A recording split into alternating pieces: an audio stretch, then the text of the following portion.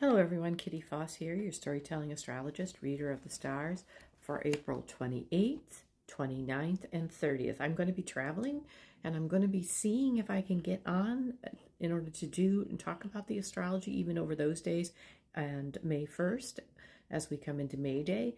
I just don't know what my ability will be, so I'm going to do the 3 days together and see how it unfolds from there. So we start with this Taurus moon. We had a new moon in Taurus that really had us look at what is our value, what stabilizes us, and are stepping into it consciously in order to manifest. That's an important concept. It's not just about the manifestation, it's about living with that information. That moon is conjunct Uranus, the great awakener in Taurus right now, which is having us stabilize and change and our values. And we're able to activate the structures in which we do that. So pay attention to what you're drawn to today in flow and in potential, and what steps forward and where you participate. And then tomorrow that moon moves void of course at 1:18 a.m. So that's your own moon that steps forward.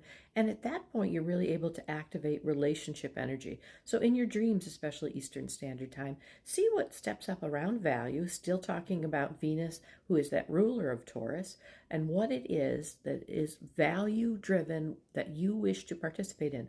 Very important. That's what is happening over this week, is looking at our values, looking at how we're stepping into that. And you're able to kind of activate that intuitive energy. So pay attention in those dreams. And then at 2:34 a.m. Eastern Standard Time, we have a moon in Gemini. And that moon in Gemini is able to work with spirit. So also in those dreams, pay attention to what additional messages that you're being called to take action around and the emotions that come around that, since we're getting near that end of, or we're in that beginning of that Neptune energy to start something with spirit. It is working in the background with our vision all day in that Gemini. And Gemini is about our experience as well as our ability to communicate that experience. It's kind of standing in the middle and being able to see the whole continuum. And that's going to be working with our Pluto energy in Aquarius. So it's very much about how we think, our personal way we think, and how we think in conversation with the collective.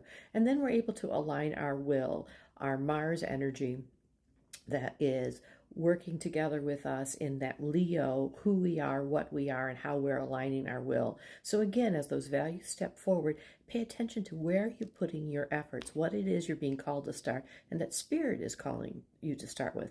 And then on the 30th, Venus moves into Aries. So again, we have a lot of this Aries energy that is stepping forward, this Aries energy that wants us to start, that is the ultimate catalyst into how we're looking at our values, our stabilization, and our ability in relationships as Venus moves into this Aries energy.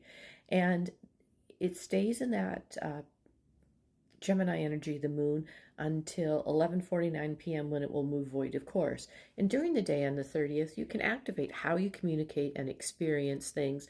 And it's in conjunction with that Gemini energy of our Jupiter. So we're going to be expanding our communication, expanding how we're experiencing things. And there's some discernment about where we do that, because there's a square with our Saturn in Pisces. So pick places that you will flow with this week that will bring your values forward through Wednesday. Hopefully, I will see you on Thursday. Again, remember, you are the person and value your soul sees you as being. Namaste.